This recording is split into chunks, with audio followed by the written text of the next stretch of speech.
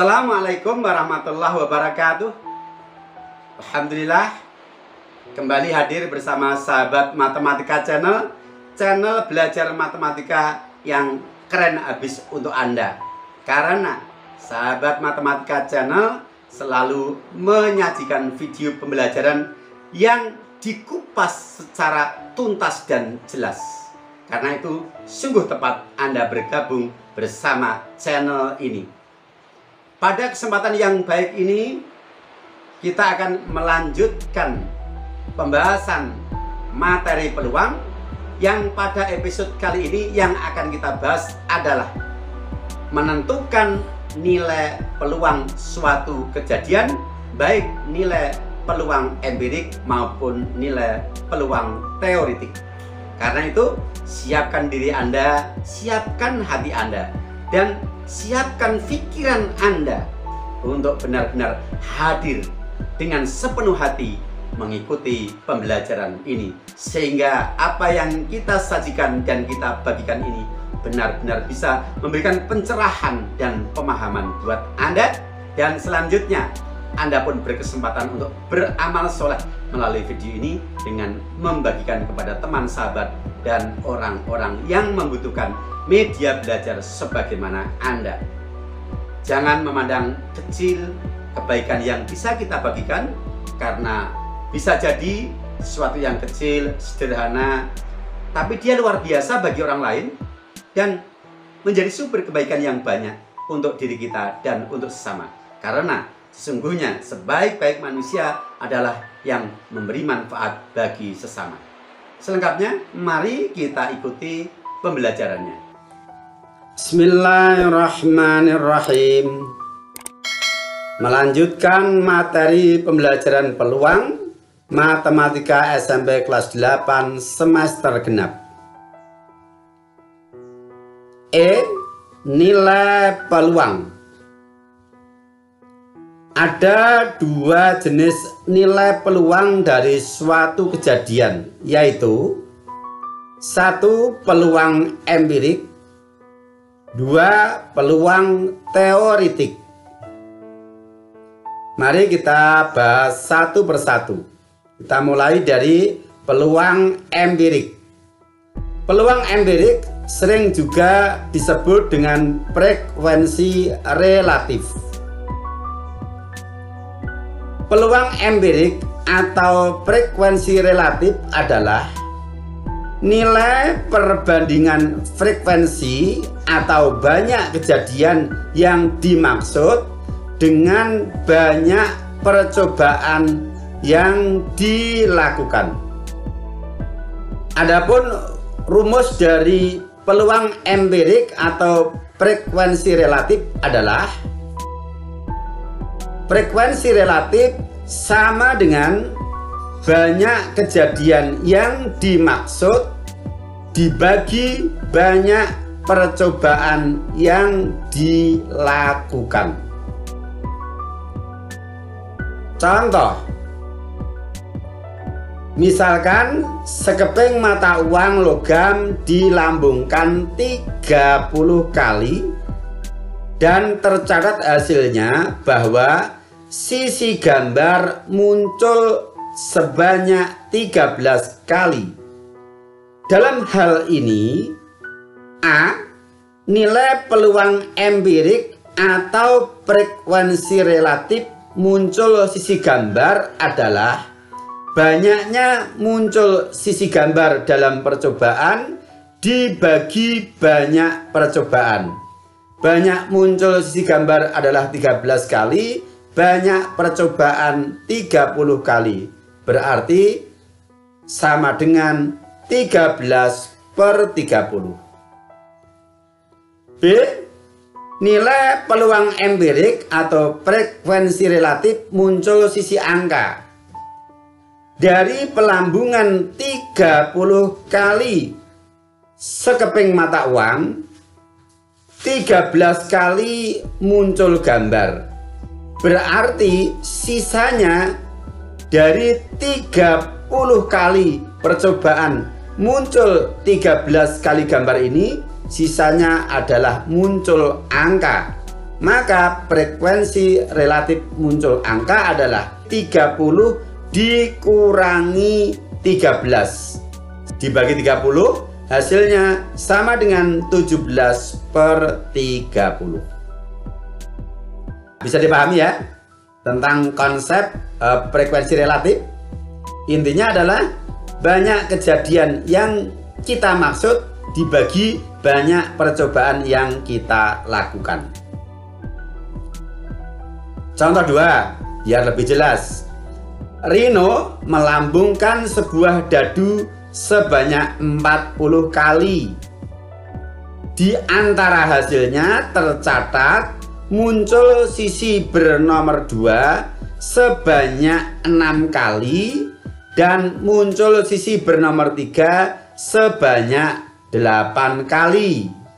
Yang lain tidak dilaporkan catatannya.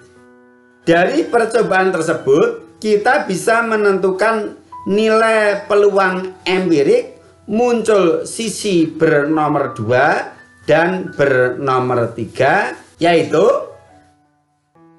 banyak percobaan adalah 40 kali. Yang pertama, peluang empirik atau frekuensi relatif muncul sisi dadu bernomor 2. Bernomor 2 tadi adalah muncul sebanyak 6 kali dari 40 kali percobaan. Maka frekuensi relatif muncul sisi bernomor 2 adalah 6/40, atau kalau disederhanakan sama dengan 3/20. Berikutnya, menentukan frekuensi relatif dari munculnya sisi bernomor 3.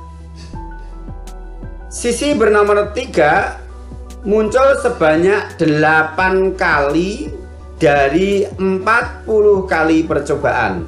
Maka frekuensi relatif munculnya mata dadu bernomor 3 adalah 8/40 atau 2/10. Kok bukan 1/5 Pak? Karena akan saya ubah ke desimal biar mudah, 0,2. Nah, itu contoh-contoh tentang frekuensi relatif atau peluang empirik, peluang yang diperoleh dari fakta percobaan. Berikutnya, yang kedua, peluang teoretik. Peluang teoretik adalah nilai perbandingan dari banyak kejadian yang dimaksud dengan banyak kemungkinan yang bisa terjadi. Bedanya dengan peluang empirik, kalau empirik itu perbandingan banyak kejadian yang dimaksud dengan banyak percobaan. Kalau peluang teoretik adalah perbandingan banyak kejadian yang dimaksud dengan banyak kemungkinan yang bisa terjadi. A. Rumus peluang teoretik.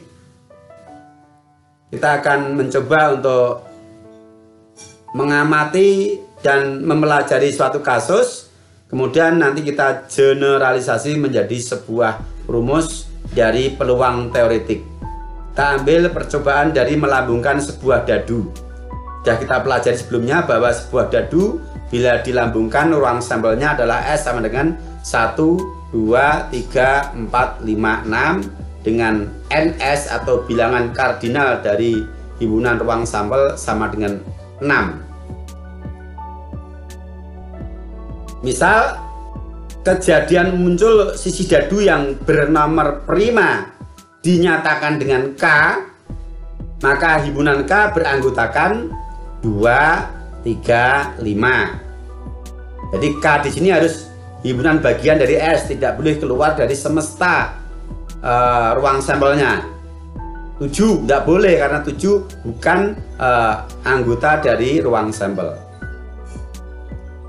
Nah, dengan demikian bilangan kardinal dari himpunan K adalah sama dengan 3. Kita tulis NK sama dengan 3.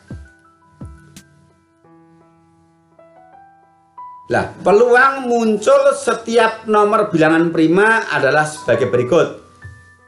Bilangan prima yang pertama adalah 2. Pada sisi dadu hanya ada satu sisi yang bernomor 2. Sehingga peluang munculnya sisi dadu bernomor 2 adalah satu sisi dari 6 sisi. 1 dari 6 ditulis 1/6. Berikutnya peluang muncul bilangan prima 3. Bilangan prima 3 pada sebuah dadu juga hanya ada satu sisi dari 6 sisi dadu.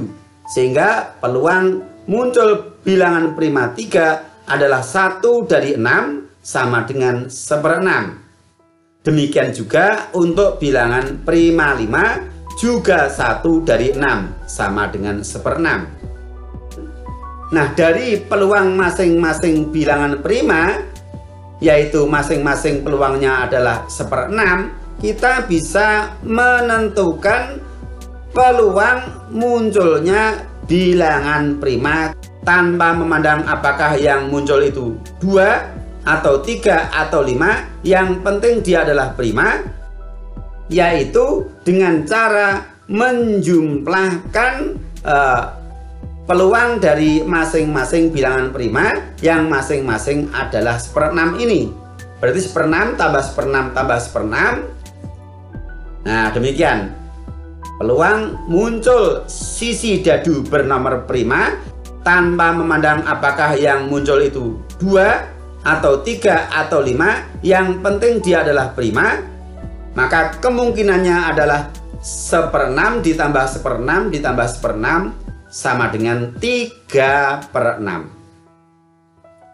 Mari kita amati hubungan antara NS sama dengan 6, yaitu banyak anggota ruang sampel dari sebuah dadu.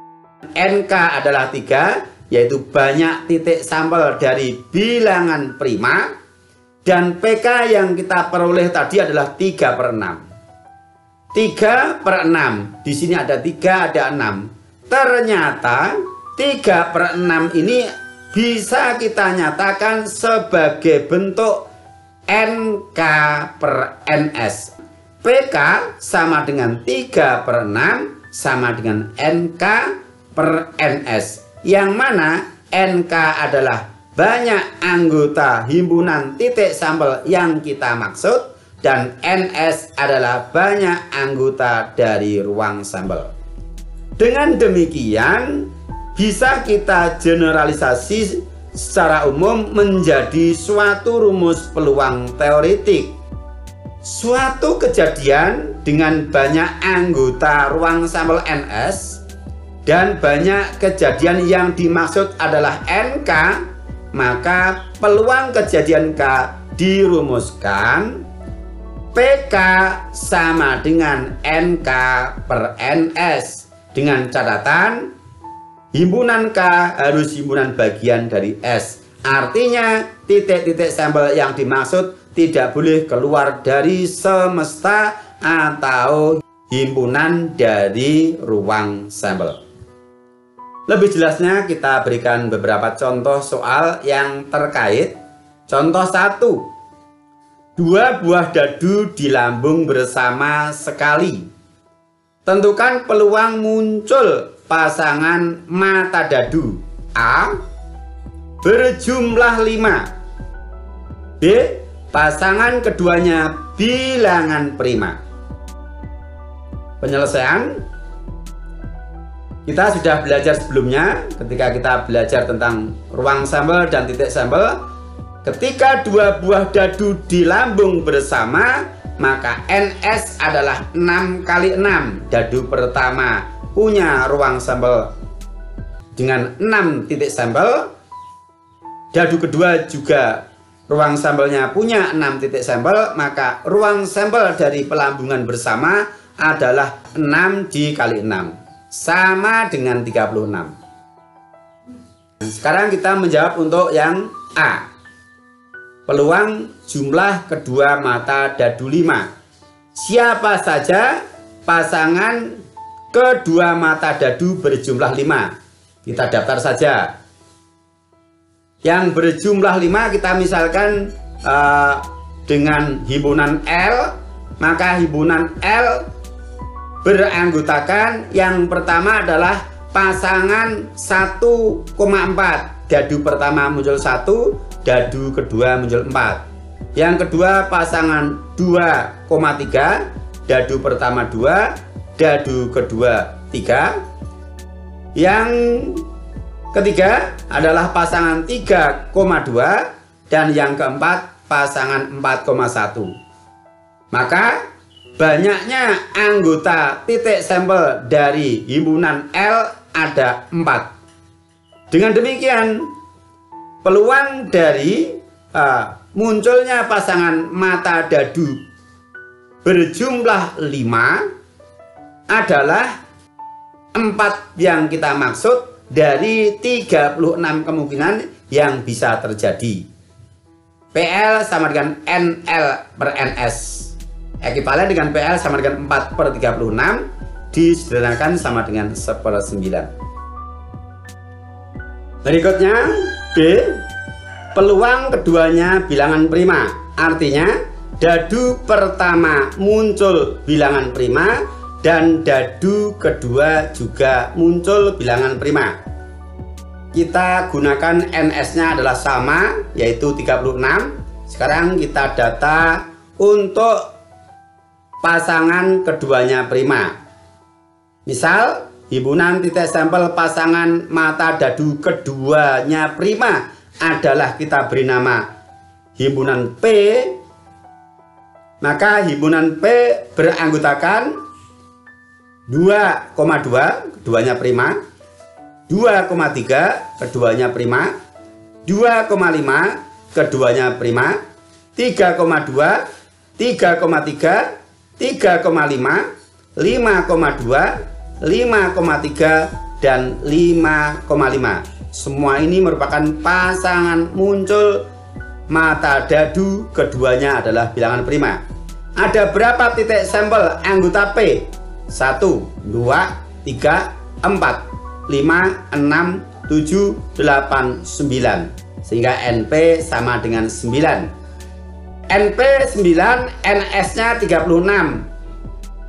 Sehingga peluang muncul pasangan mata dadu keduanya prima PP sama dengan NP per NS, sehingga PP sama dengan 9 per 36 disederhanakan sama dengan 1/4. Contoh berikutnya. Contoh 2. 3 keping mata uang di lambung bersama sekali. Tentukan peluang munculnya A. 2 sisi angka, B. sekurang-kurangnya 2 sisi gambar. Penyelesaian sudah kita pelajari sebelumnya pada pembahasan ruang sampel dan titik sampel, bahwa 3 keping mata uang ketika dilambungkan bersama, NS-nya adalah 2 dikali 2 dikali 2 sama dengan 8. Karena masing-masing keping punya 2 sisi. 3 keping dilambungkan bersama, tinggal kita kalikan.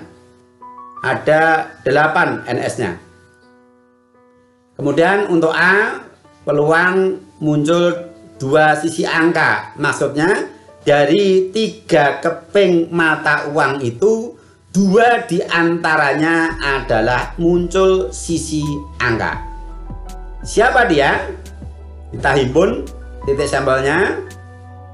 Misalnya kita beri nama himpunan K, berarti AAG, 2 angka 1 gambar dengan urutan AAG. Kemudian AGA, kemudian GAA. Ada 3 titik sampel, maka NK sama dengan 3. Sehingga peluang kejadian munculnya dua sisi angka dari tiga keping mata uang dilambungkan bersama adalah PK sama dengan NK per NS, ekivalen dengan PK sama dengan 3/8. NK sama dengan 3, NS-nya 8.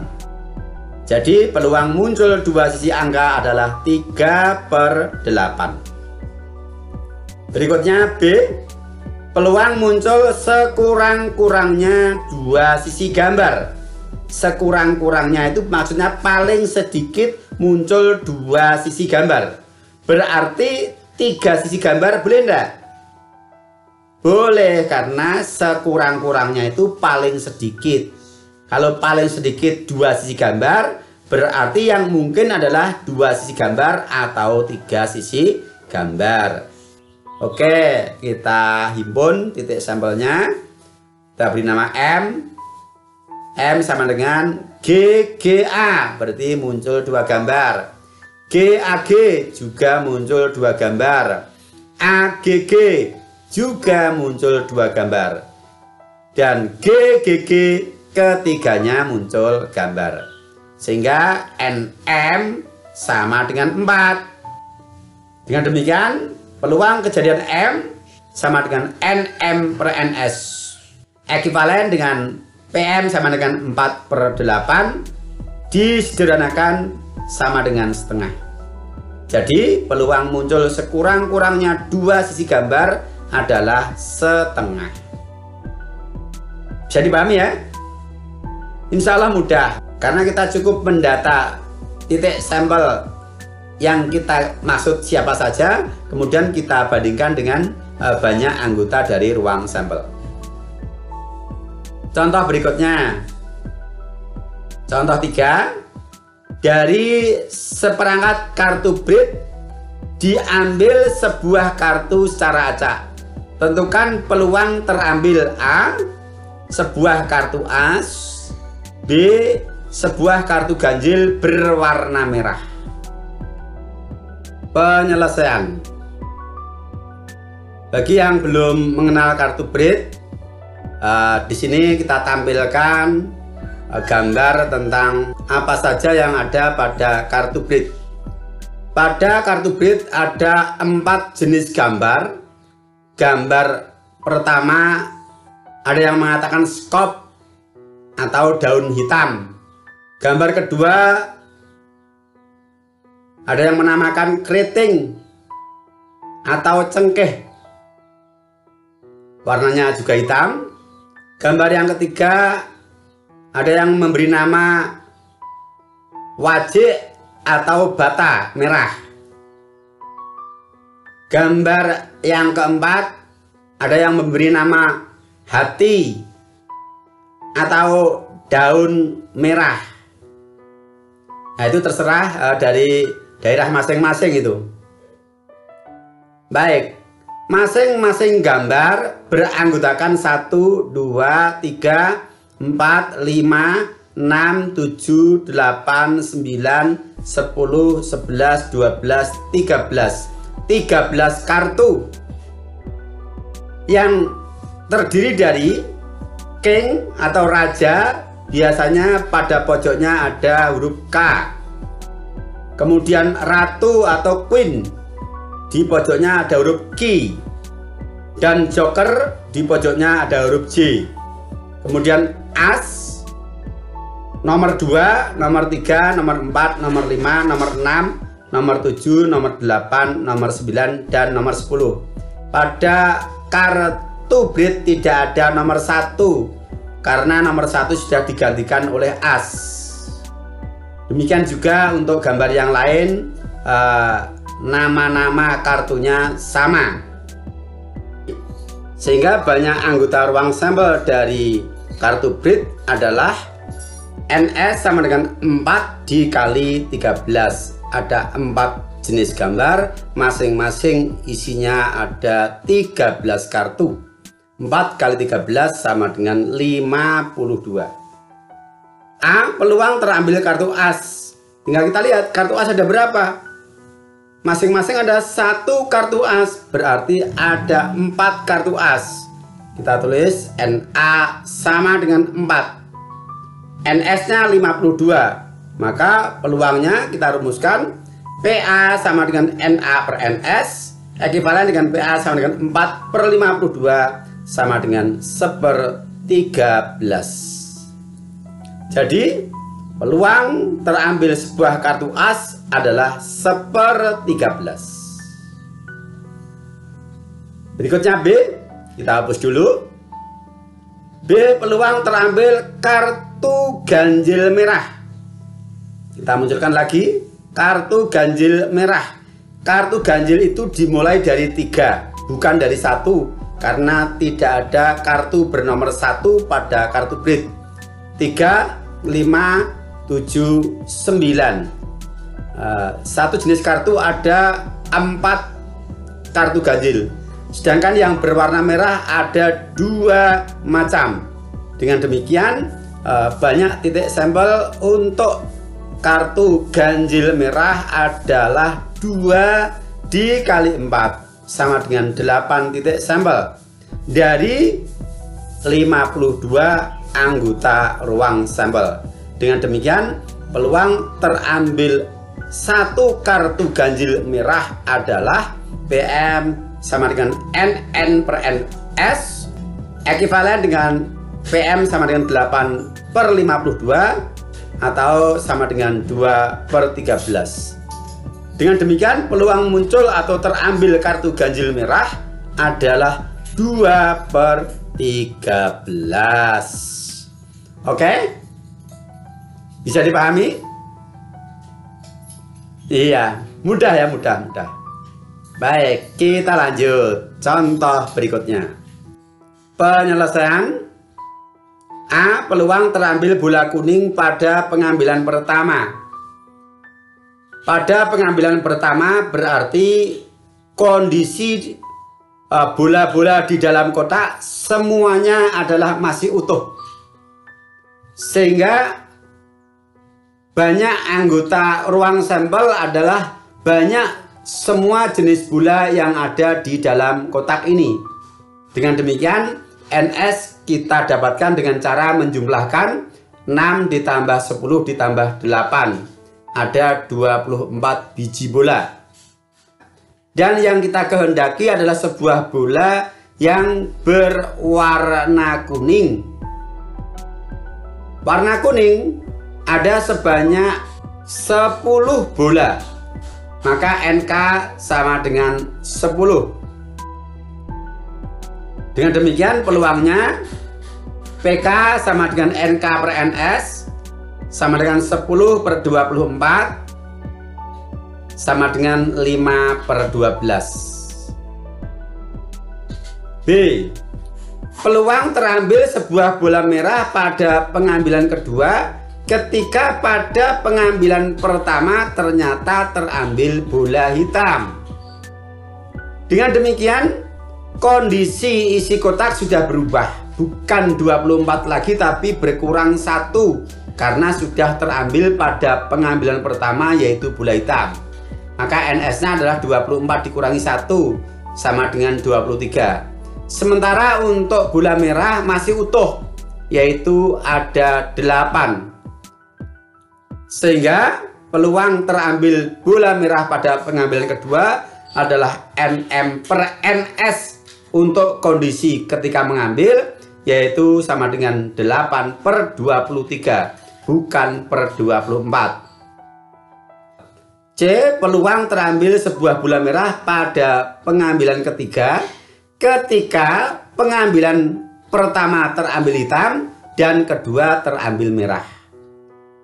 Yang jelas NS-nya sudah berkurang 2, yaitu pengambilan pertama diambil 1, pengambilan kedua diambil 1, tinggal 22. Sedangkan merahnya juga telah terambil 1 pada pengambilan kedua, maka merahnya berubah dari 8 menjadi 7.